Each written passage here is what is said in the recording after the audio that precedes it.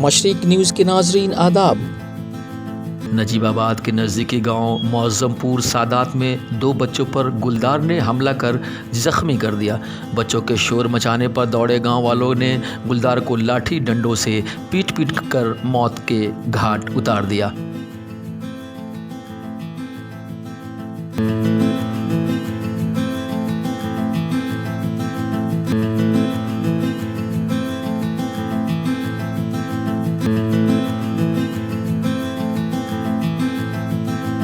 महकमा जंगलात के रेंजर मौका पर पहुंचकर गुलदार की लाश को कब्ज़े में लेकर पोस्टमार्टम के लिए भेज दिया है। आपको बताते चले कि गांव मौज़मपुर में शाम बच्चे अपने घर के बाहर मैदान में खेल रहे थे कि अचानक गुलदार ने 14 बरस के साजन और 12 बरस के कमल पर हमला कर दिया, जिससे दोनों जख्मी हो गए हैं। दोनों ने और उनके साथी खेल रहे थे। बच्चों ने शोर मचा दिया। शोर सुनकर गांव वाले दौड़ पड़े और गांव वालों ने छत्रपाल सिंह के सरसों के खेत में गुलदार को घेर लिया। गांव वालों ने गुलदार को लाठी डंडों से पीटकर उसे मौत के घाट उतार दिया।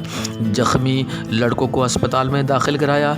इत्तला मिलने पर महकमा जंगलात के रेंजर अरविंद कुमार टीम के साथ पहुंचकर गुलदार की लाश को कब्जे में लेकर पोस्टमार्टम के लिए भेज दिया है। रेंजर ने नामालूम गांव वालों के खिलाफ गुलदार को मौत के घाट उतारने का मुकदमा दर्ज कर लिया है। अब तक के लिए इतना ही। फिर एक नई अपडेट के साथ आपकी खिदमत में हाजिर होंगे।